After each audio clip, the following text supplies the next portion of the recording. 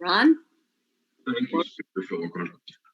The JCRC of Greater Washington represents over 100 Jewish institutions in Northern Virginia, the District of Columbia, and suburban Maryland, which is home to over 300,000 Jews, or the nation's third largest Jewish community.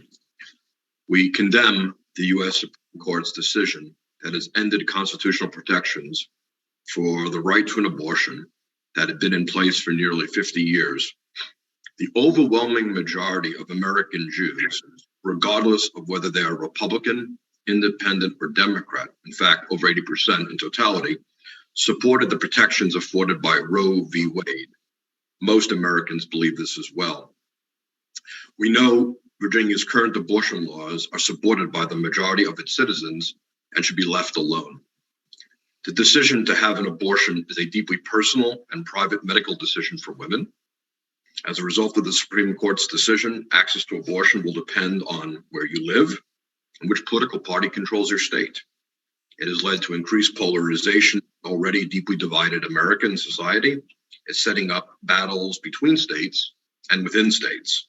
It will result in women who do not have the resources from obtaining legally and medically safe abortions, putting themselves at significant risk. It will also likely create a situation where women of minority faith groups will be unable to fulfill their religious obligations. I'm now going to turn it over to my colleague, Gila Franklin Siegel, JCRC's Associate Director, to elaborate. Good morning. I am here to speak on behalf of the nearly 150,000 Jews residing in Northern Virginia. Jews who overwhelmingly opposed the overturning of Roe v. Wade last week. Jews who fought for decades against invasive, inhumane abortion restrictions introduced at the state level here in Virginia. Jews who now face the threat of having their state government interfere with their most personal religious decisions, decisions that rightly are the provenance only of a pregnant person, their physician, and if they so choose, their rabbi.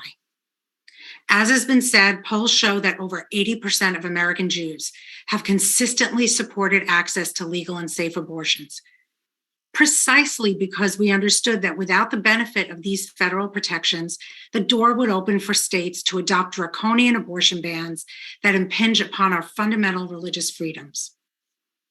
We deeply respect other religions' belief that life begins at conception. Judaism, however, has no such dictate.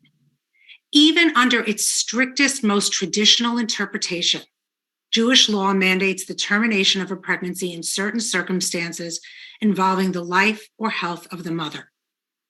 Compelling Jews to adhere to a law that elevates one religion's tenets over another's is wrong. Forcing Jewish pregnant individuals whose rabbis have advised them that Jewish law requires them to terminate their pregnancies to violate that religious directive is simply unacceptable. Forcing them to travel hundreds of miles at further peril to their health and even their life in order to comply with their physician's best judgment and the mandates of their faith is unthinkable. The abortion bans being discussed will, if enacted, undoubtedly risk the health and lives of women throughout the Commonwealth and make it that much harder for women in neighboring states in the South who might have otherwise been able to rely on Virginia for access to medical care. As Jews, as Americans, and as compassionate human beings, we will strongly oppose these efforts with every resource at our disposal. Thank you.